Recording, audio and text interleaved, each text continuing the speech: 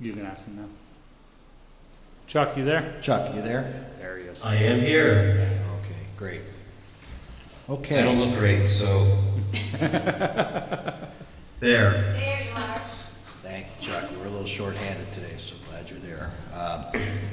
All right, let's go ahead and call our meeting to order for the Erie Land Bank for November 18th. And I would like to start off by asking for an approval of the agenda and a review of the minutes from our September 16th meeting. So moved.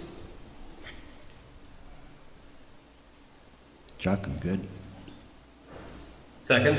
Chuck, All right. we're going to be working hard this meeting, I guess. Yeah, So, not a lot of I see options that. here, so. Okay, all in favor? Aye. Aye. Okay, takes us to our finance report. April. So in your packet, you have the balance sheet, and as of October 31st, it was showing that we had just under $64,000 in the checking. Accounts receivable was showing a little over $20,000. That was the reimbursement for the end of September that we were waiting for from the Erie County Land Bank at that time. The profit and loss is the next page you'll see. It is showing currently a negative $27,000 operating net income. That is one, waiting for the reimbursement for the end of September, and we had two large property acquisitions that totaled about $40,000 that we had paid out of the checking account because we had that discretionary money to use while we waited for reimbursement. And then that had been submitted just last week prior to the Erie County Land Bank board meeting. The page after that is the check detail for all the checks that were dispersed for October. And then you'll see, so the John Knox Esquire and the Stephen Hutzelman were two different attorneys that had handled property acquisitions that we did in October. And then the page after that is our budget versus actual.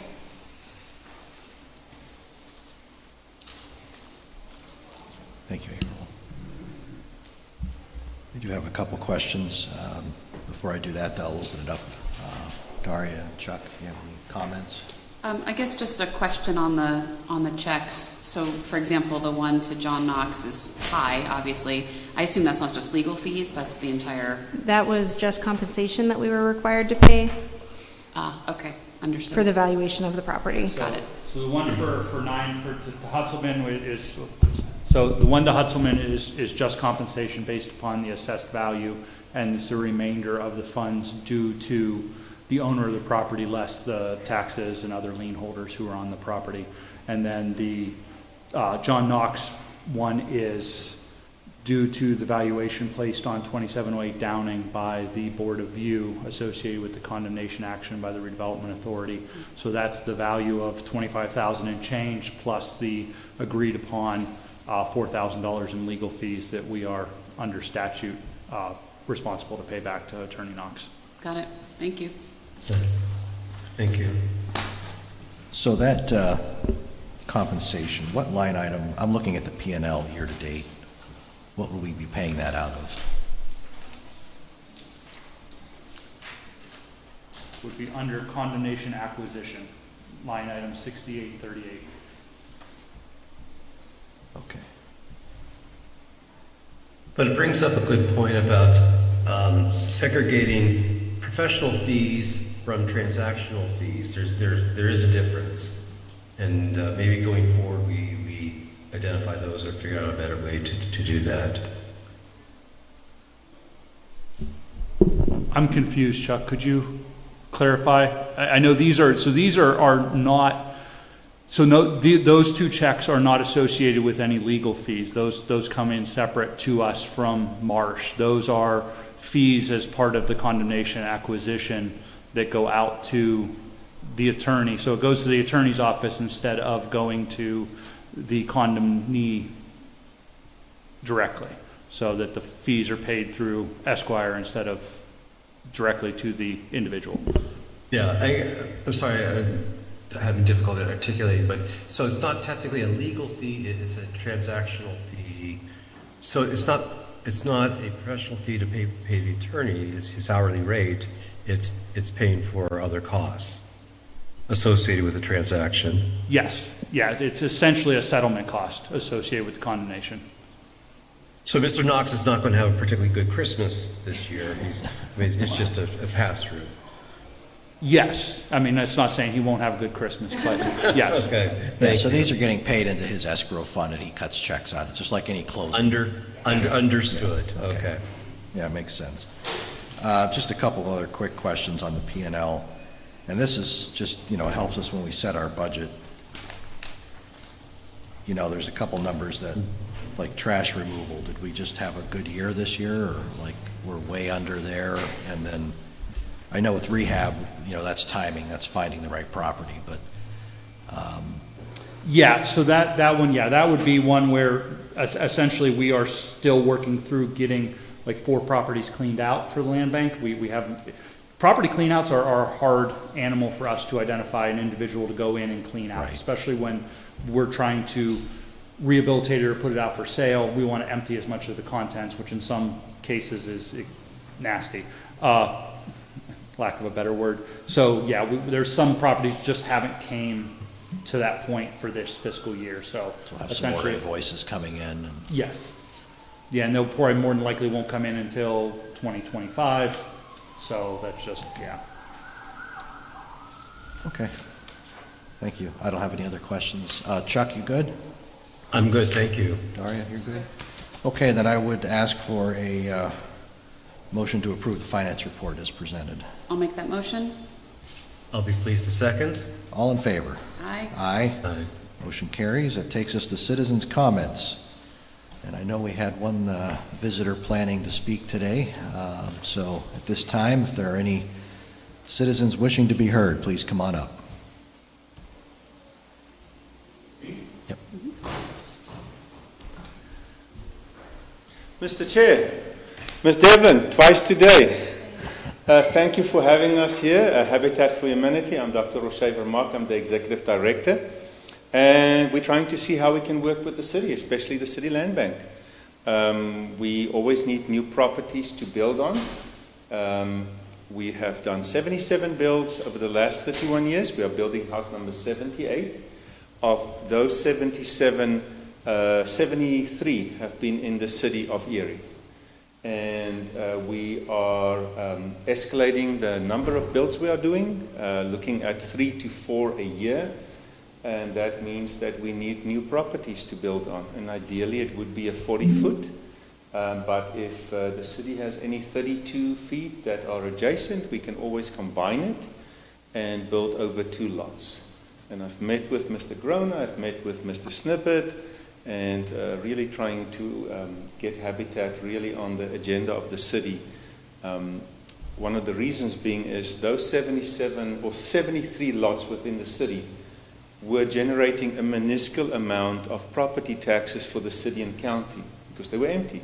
And now that we've built on them, the ones that the letter has expired, just in the past 5 years, we've paid $378,000 in property taxes, which is significantly more than when those lots would just be empty.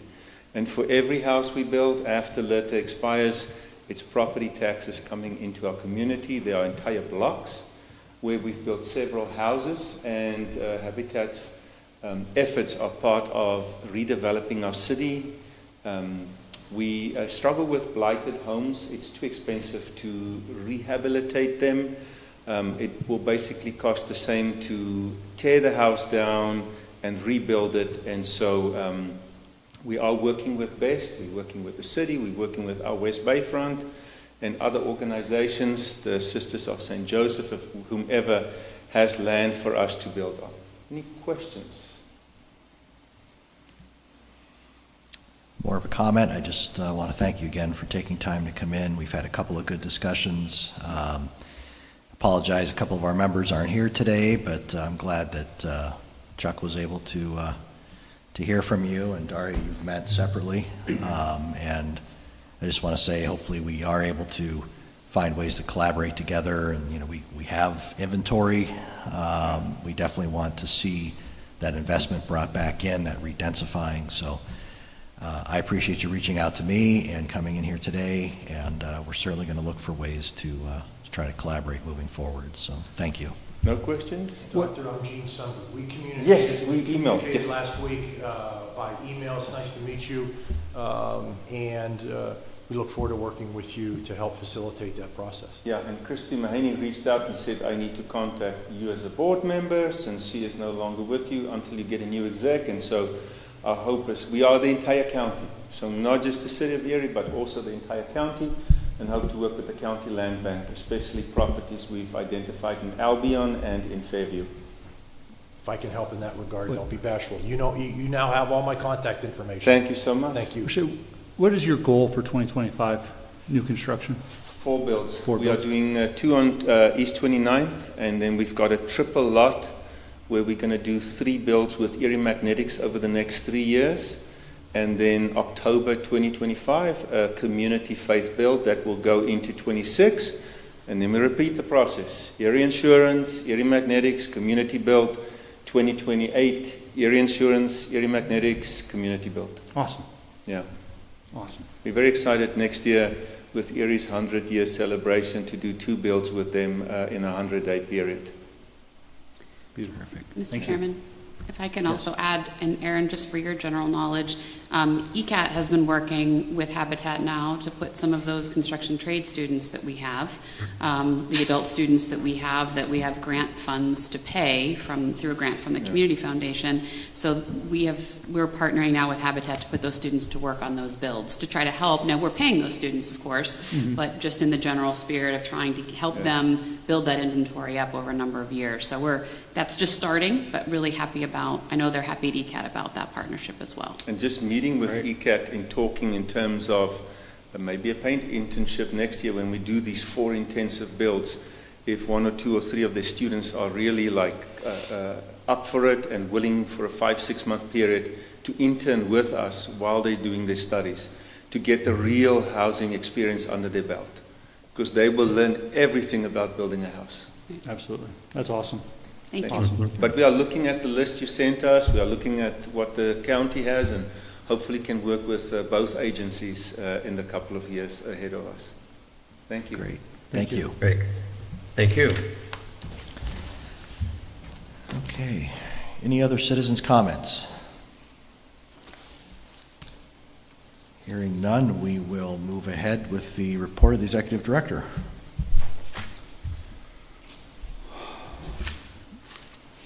I know I had something to tell you, and it's on my notepad back in my office. So Well, how about if you... I'm going to send you out a board memo after the meeting today and follow up on that. I know we gave a presentation at the PARA conference in Erie at the end of October.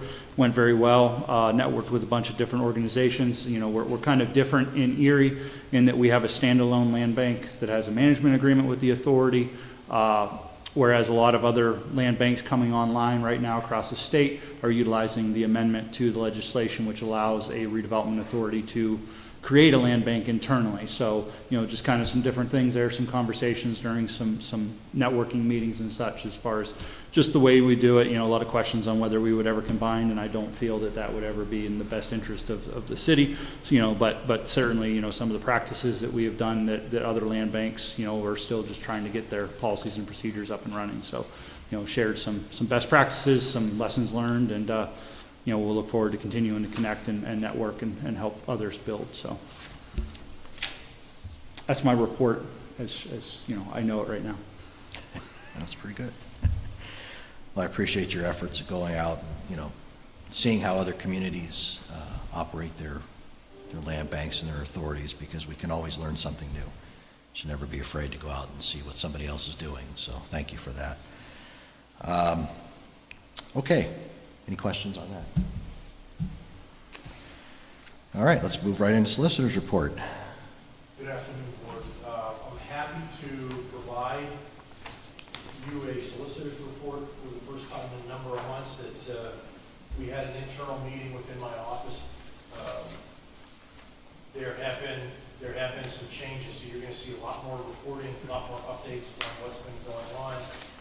There has been an enormous amount of work that's been going on, but I felt that the report to the board was insufficient, so that's changing. So what this is, What this is a generalization and summary for the board to know what has been ongoing throughout the summer months and what is to be anticipated through the end of the year and then into 2025. There are any number of sales with regard to adjacent parcels that are going on. Had one on Friday and another one this morning, and tidying up a lot of issues with regard to those sales of those vacant lots to make sure that they're handled in an efficient fashion, and that we are pushing them forward to conclusion so that we can get them back onto the tax rails. There are any number of outstanding tax issues as it relates to the sale of the properties, of getting them off of the exempt status and then making sure that the taxes are billed to the new owners going forward. There's been a little bit of question and concerns with regard to the taxing authorities, not only here at the city of Erie, but also over at the county for the Tax Claim Bureau. There was one ejectment action, and I can't even think of the address, where we have taken the property back and we're working with that person who's a holdover to start an ejectment action to get them removed. I can't remember the... I know it's 600 block of Wallace. Okay. And it's somebody who had absolutely zero ties to the property prior to land bank acquisition. There's no utilities. They're essentially a squatter. And it's unfortunately, I think two individuals living in the property that we're aware of. Again, I am forever amazed and reminded as to how naive I am and sheltered that I come from, that the situation that people will move into. But again, there is an unbelievable level of communication within a certain community where the word gets out when places are vacant, and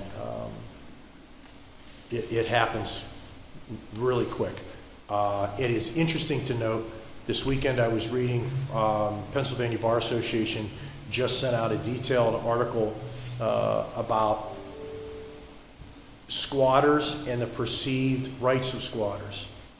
I have reached out to the author to shed some light on the situation that I have seen in our involvement. So I've started a communication with that, and I'll share that article with everybody.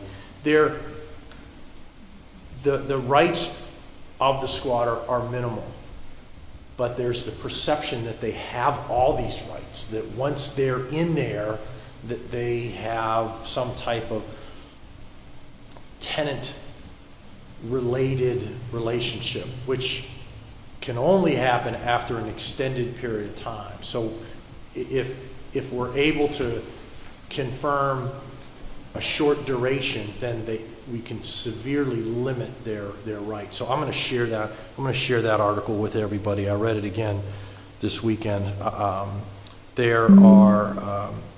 We are anticipating the various properties for the anticipated judicial sale that Aaron's going to talk about in greater detail. We are finishing up and have been expediting the quiet title actions with regard to the prior tax sales. Again, there's a time frame where you have to wait until you file it. So they have been filed. We're pushing them. Part of the internal meeting that I had within my office is that there was an understanding that those were being handled, and there was dust collecting on them, but no more. So you're going to see a lot more activity and reporting information from me to push those forward, because we know how important it is to get them back into the general public for the tax roll purposes. So that's where we are. Very good. I appreciate the update. Look forward to reading that article too. Thank you. It's Yes, fascinating how it's not just an Erie problem, it's a national problem, and I don't quite understand, where you make that jump from entering a property like that to thinking that you have some sort of tenant relationship. There's no compensation, there's no exchange, and I'm just wondering, it's quite a leap, so I look forward to reading that.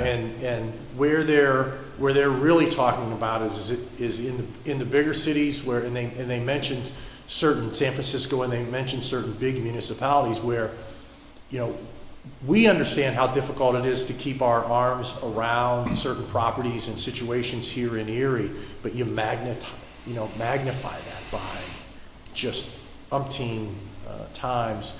But it was a nice outline for me to see and to be able to share with Aaron and his staff to show how important it is to be diligent with regard to these properties, because that really limits their perception. And I've also run into situations at the district justice level.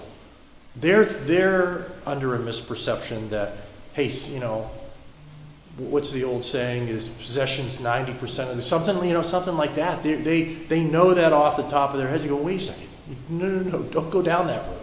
So I'm going to share that so that we can internally make sure that time doesn't start to accrue, that start conveying some self-perceived rights to these squatters. Very good. Thank you.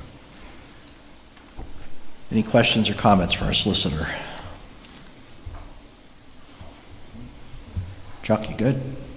I'm good, thank you. Okay, thank you, Gene. That leads us to unfinished business and new business, the 2025 work plan.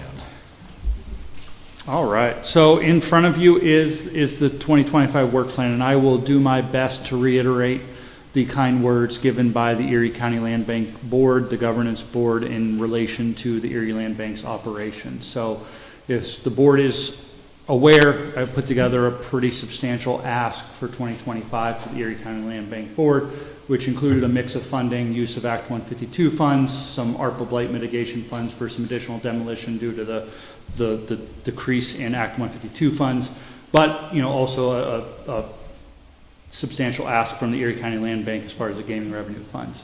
The words from the County Land Bank Board were they are extremely impressed with the operations of the Erie Land Bank, the successes that we have had over the last 3 or 4 years, and they want to continue to make sure that they fund those operations so that we can continue to do what we have been doing and be a pillar for the community as far as driving investment within the neighborhood. So they appreciate everything that the board has done, everything the land bank has done in the city of Erie with the use of those funds, and they want to certainly continue to contribute to that. So they fully funded Work Plan 2025. So the work plan in front of you for your review is essentially a budget as I put together every year. For the work plan, it's kind of turned into a grant. Erie County Land Bank has granted us the $500,000 for us to distribute as part of what was proposed to those. So this is kind of the more intense breakdown of what was provided to you 2 months ago, just kind of outline where the money will fall as far as expenses for that work plan associated with those property acquisitions. Yeah.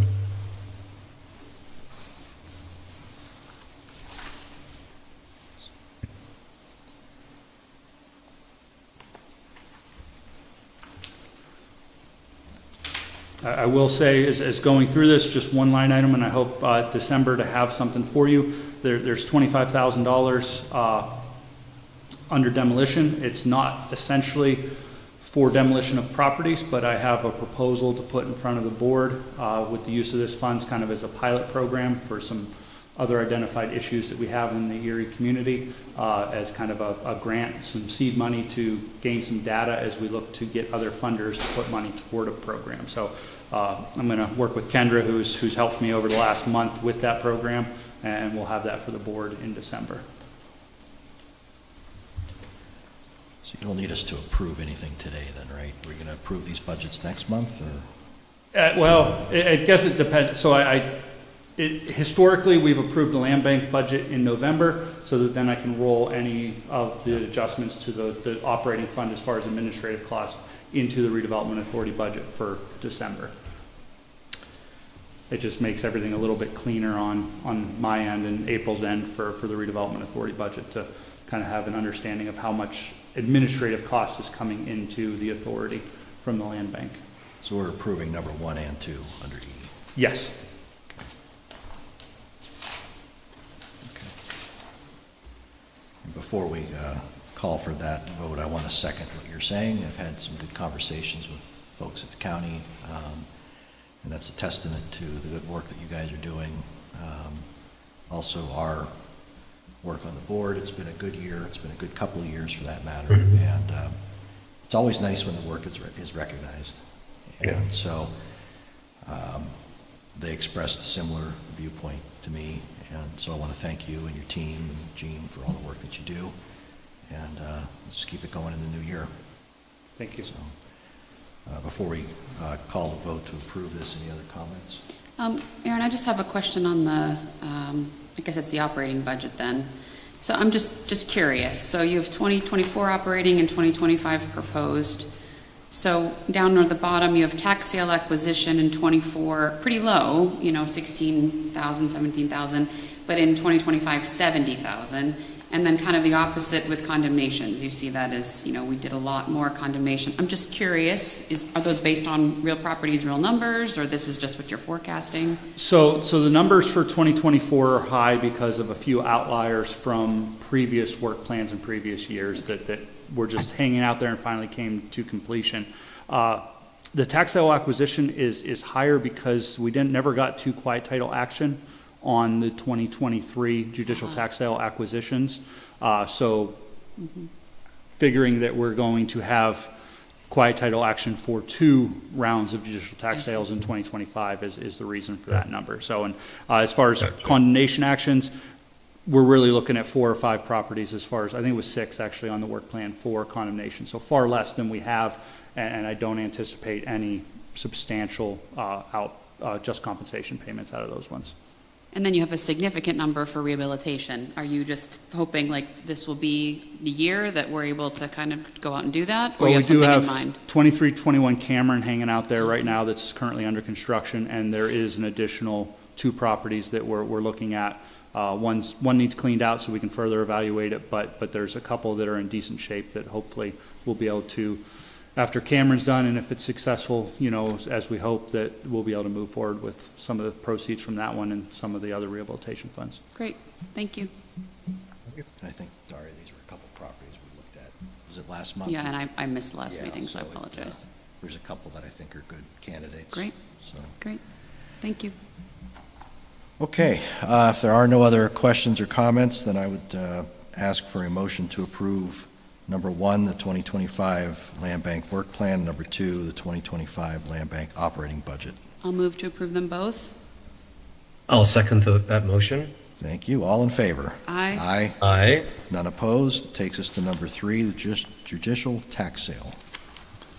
All right, so I provided a list for the board. Don't really need any, we did get approved. I'm going to need a motion on this just to authorize us to take the checks down to the judicial tax sale. There's 21 properties listed. The only one that is not, and I would ask for an amendment to the list to add 1602 Parade Street, which the Redevelopment Authority Board authorized conduit sales agreement to come to the land bank to acquire it on their behalf. Some conversations were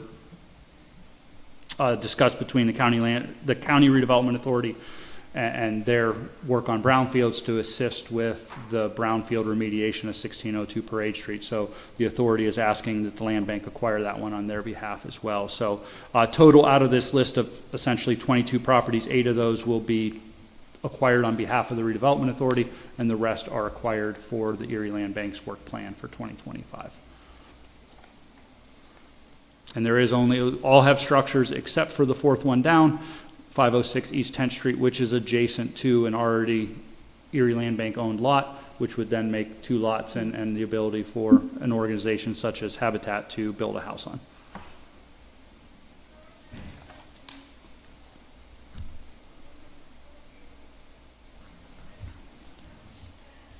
What project is 1602 tied to? 1602 Parade is the old Legler plating building. Oh, yeah. Right Okay, next I to remember. Newman Brothers. Yep.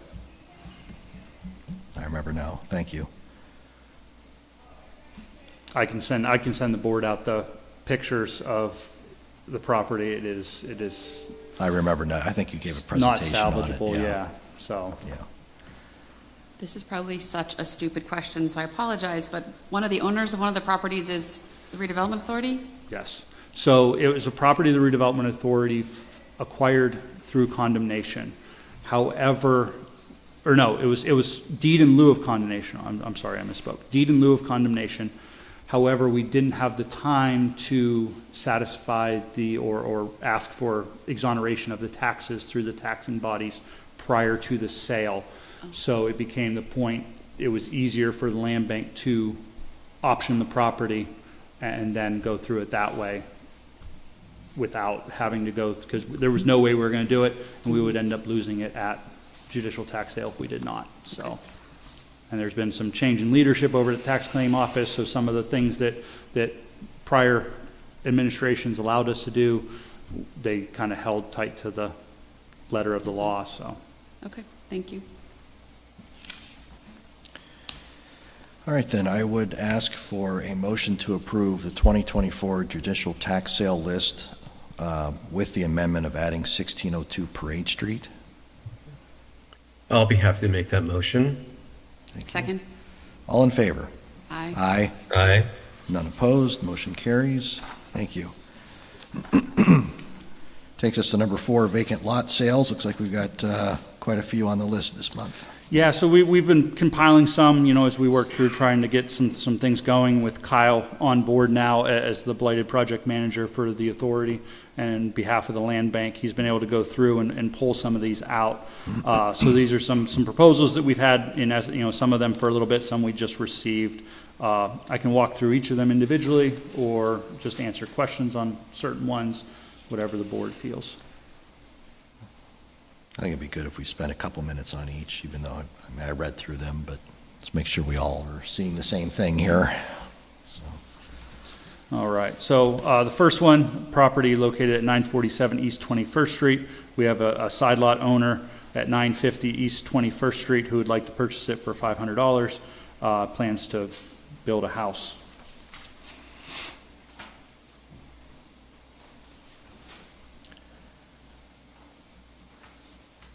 I guess a question with one that old, have we reached out to make sure he still wants it? Or have we been in contact with him since it was received so long ago? Yes. Okay. You want me to go on to the next one? Any other questions? Have we worked with him before? Have not. Okay. Okay, and I don't want to get too far in the weeds, but this comes up every once in a while where we talk about, somebody says they're going to build something or do something. It's like, Did they?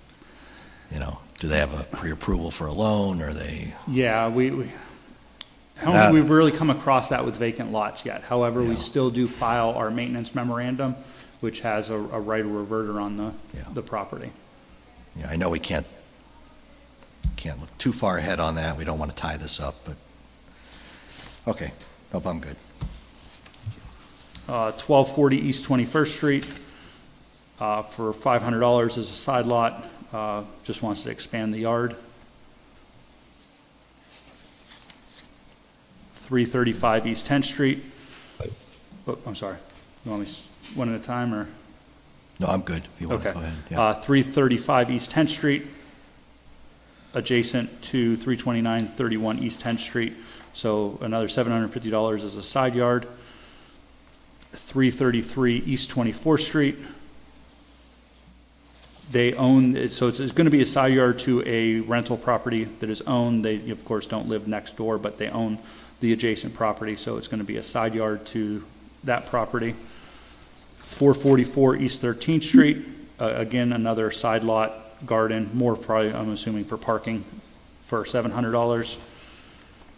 And then the big one, which is 2 lots we've held for a little bit of time now, 662-64 West 4th and 658-60 West 4th Street. They're 2 lots. It's a weird situation over there with a culverted stream or storm system over there, but they own the property at 325 Poplar and would like to purchase the lots for a side yard and parking, so which is possible to a certain extent, but certainly gets these lots off of our our books and into a adjoining property owner. So $500 each there. The caveat for that would be asking the board to accept $500 for 65860 West 4th Street. Our policies and procedures for a corner lot indicates that the sales value is supposed to be half of the assessed value, which is $3,000. So it would be a $1,500 minimum purchase on that. However, we've owned these properties for, I think, about 5 years now, and this is the first legitimate offer that has come. These properties are only really useful to the adjacent property owners. There is no ability to build on these lots, so the value is minimum. And the lot, essentially, the corner lot is not as large as some of the other lots, as the corners would be. And the purchaser has a property that's contiguous? Yes, at 325 Poplar Street. So the Okay. property to the north on Poplar. I got it, yeah. And I can attest, there used to be a tributary, Cascade Run used to run through there. Okay. And we built a couple doors down, and it was, the subsurface mitigation was a challenge at best. So I would agree that the lots are possibly unbuildable when it comes to foundation and structural issues.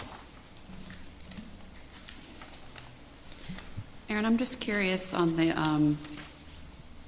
335 East 10th Street, that's, an Eastside Renaissance or whatever their holding company is. So is that a rental property that Eastside Renaissance owns, and they're asking for the side lot to kind of adjoin to that? That would be my assumption, yes. Okay. I had a similar question because I'm not familiar with that entity. I'm obviously familiar with That's Matt, but one of their holding companies, I think, but I I'm making that assumption. I haven't seen that entity yet. I was just curious too, because on the back it says, is this lot adjacent to your primary residence? And they're saying yes. I suppose in the case of rental properties, it's somebody's primary residence, probably not the, The person listed, Right. yes. right.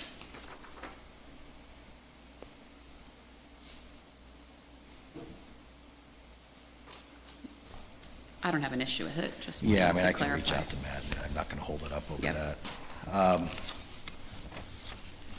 Okay, I don't really have a question on any of these. It looks like one of them, though, we've got two bids. We'll have to, What's that? Apologize. East 13th, we'll have to compare, right? We have two. I don't think so. No, there's no double offers One is on this. 31st and one is 13th. Why do I have two in here for 444 East 13th? Oh, yeah, so do I.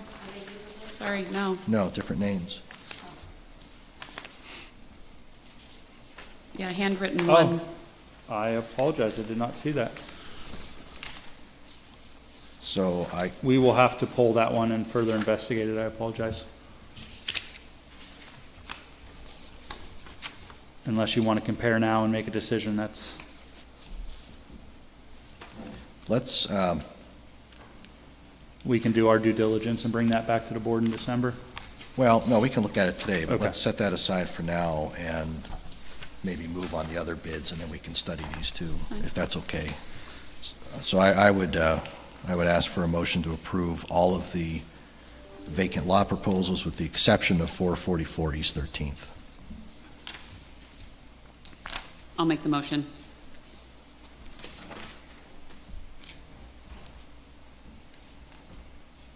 Chuck, you have any questions, or are you good?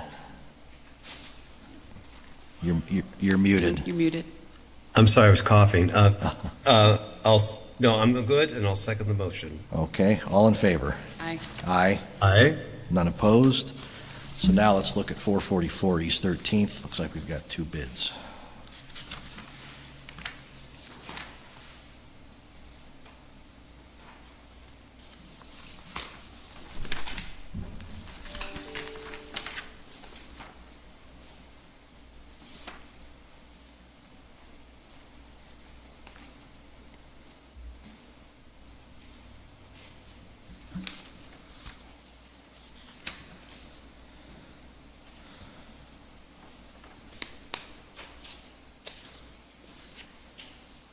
So basically, we have property owner next door and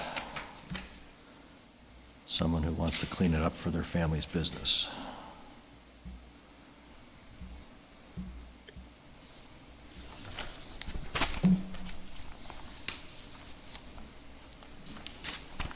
So Aaron, you said we do have right of reverters on these if they're not maintained? Yes. And I apologize, I'm putting you on the spot, but how likely is it that what's our enforcement look like for that? I mean, we've got a lot of lots, right? So, That's really, a lot of it was side lots where we moved to combine them at the time of sale or Okay. transfer so that we no longer have to deal with them. So if it's a side lot owner, Gene and his team worked to combine the deeds at the time of closing so that there's really no chance of them coming back to us, and there's no worry. It's now, code enforcement can enforce it if it becomes overgrown, but in the chance we do sell it to somebody who's not adjacent, then the maintenance memorandum would get filed. We could act upon it if it was a nuisance or for whatever reason. However, Gene can elaborate on how costly and sure. that would be, so. Yeah. Really, what we most, 95% of them want to integrate it, so that's no longer a problem. The one I had today wants to keep it separate, and I told him, I said, hey, look, you're gonna have to maintain it, keep it in good shape. And then if this comes back up, if there's a violation, you have a right to come and take it back. So we're probably gonna give you one shot over the bow to address it, but we're reserving it. You completely understood. Because here's why I ask, right? So one of these proposals is obviously a higher bid amount, and also it's his primary residence, so I like that. That would be my preference. But the other one raises a concern about garbage, and kind of hurting his family business. So I guess I just want to make sure that if we sell it to the homeowner, that it is then taken care of, so that the business owner's concern is also, satisfied, I guess I would say. But my preference, I guess, again, higher bid amount and also the homeowner. I think typically how we do these, that would be my preference. I agree. I always want to give the homeowner a chance first. Either name look familiar? Aaron, have we worked with either? No, neither name's familiar. I was trying to place the funeral home. I'm not familiar with that funeral home. And again, at this closing, you're right, the property owner next door, I'll make sure that we integrate it into that, but let them know, hey, look, this property's already on the radar. Yeah, So I understand that you didn't own it, so you probably didn't feel compelled to go and clean it up and mow it all the time, but it's on the radar. And so you have neighbors and businesses up and down your street that are watching this, so you need to be proactive. yeah, You don't want to hear from us agree. in a year from now. Yep.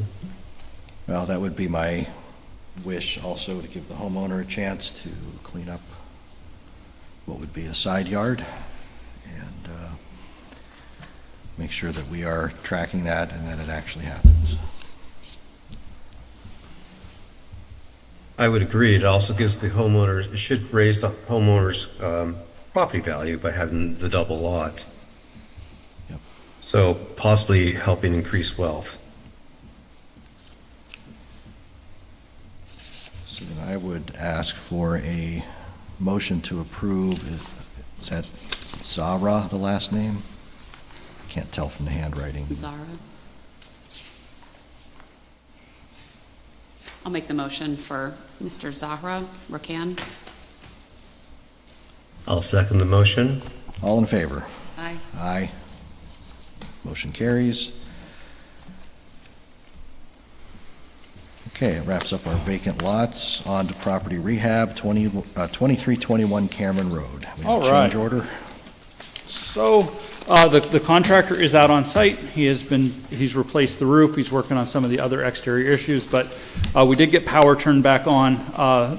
Just so you're familiar, if you remember from the pictures, the windows were all broken out. Property was boarded up. It was extremely dark in the lower level. So once we got the power back on and the lights turned on, we discovered, one, the walls in the basement need a substantial amount of repair due to holes, poor repairs, other such issues. But we did discover some water damage from some burst pipes on a dividing wall down the utility room, along with up in the kitchen wall. So they're going to remove the kitchen cabinets, replace the drywall in the kitchen up 4 feet, and then replace that. So there's some additional costs with that, a lot of it being, like I said, the lower level, but then replacing the damaged drywall in the kitchen, bathroom, and the family room area of the property. So additional $3,280 for that work. We did walk, Pat Otney and I walked the property with the contractor. We're fairly certain there should be no other expenses. We're still waiting on the water lines to get energized. That would be the only unknown at this point that we don't have, would be potential burst water lines that we're not aware of. So you read my mind. I was going to ask you if you anticipated any others. I know Yeah, it's the only- impossible, but There's one other, but I want to get a market study on cost of, we have laminate countertops in our bid versus a solid surface and the cost there. So Okay. that's it. But yeah.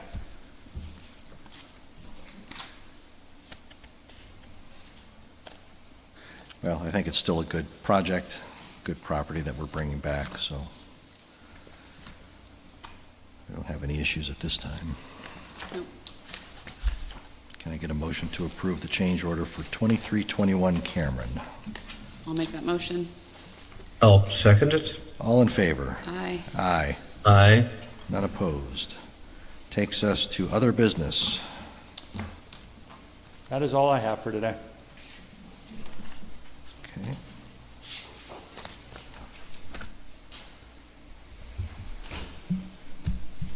Panel, any other comments, questions?